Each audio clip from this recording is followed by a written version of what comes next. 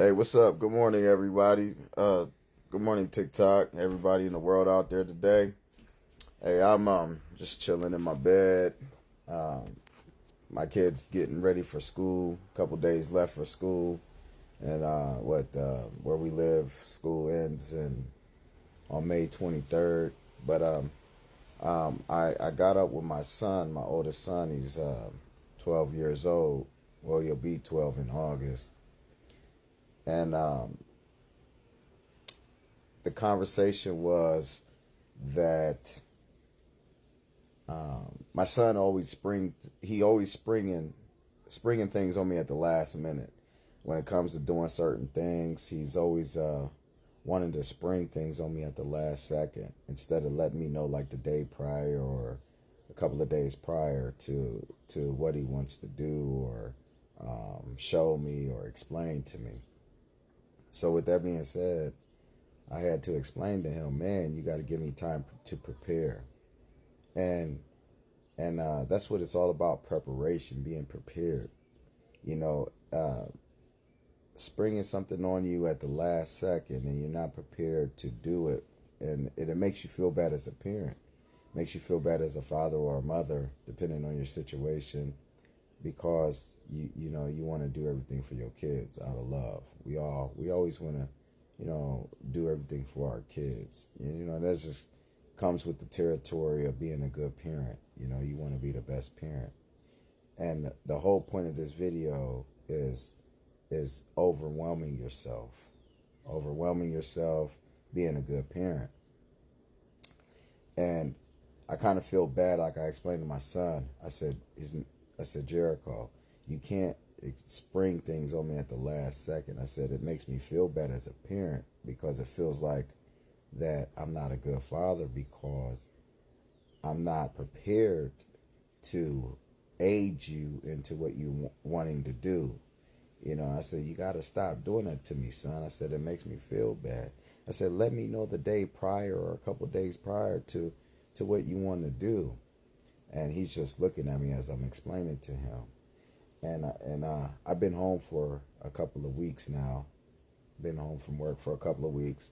And I didn't really spend no time with him this last go around that I've been home. I got to get out of here a couple of days, get back on the road or whatever I got to do. And I haven't really spent no time with him. My kids, all three of them, I got three of them, two boys and a girl.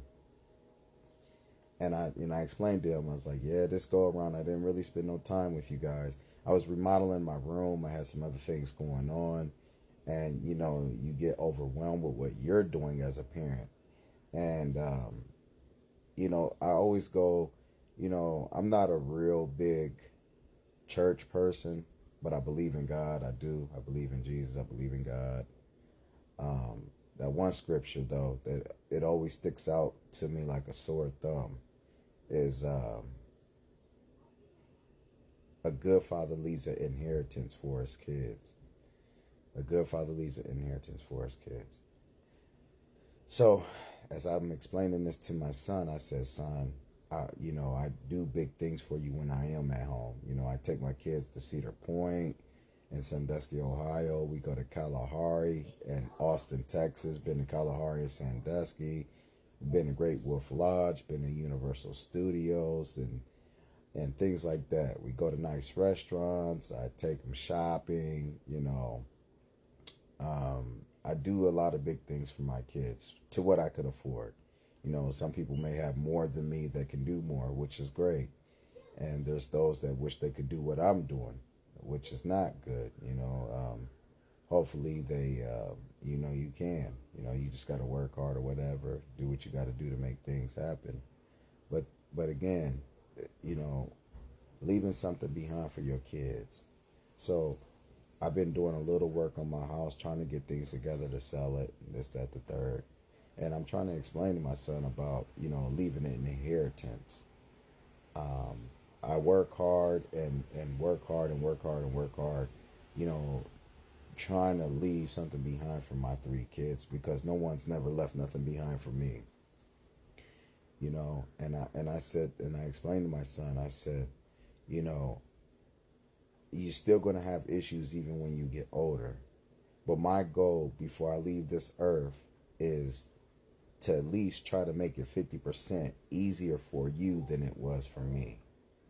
Because when I was a young man growing up, I didn't have my real father. My real father wasn't in my life.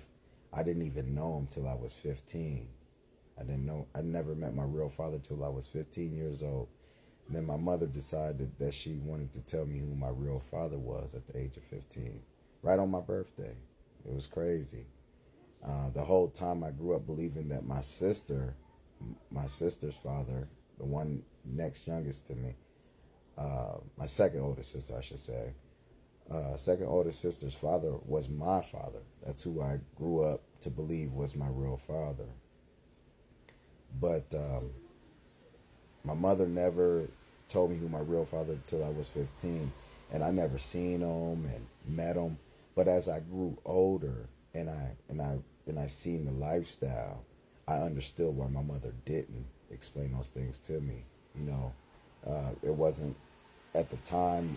You know, certain things that certain people go through, you know, they're not prepared to be in a child's life because they got all this other stuff going on.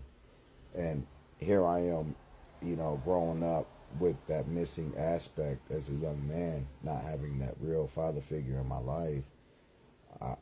I've grown to be a man that I want to be everything that I wish I had as a kid.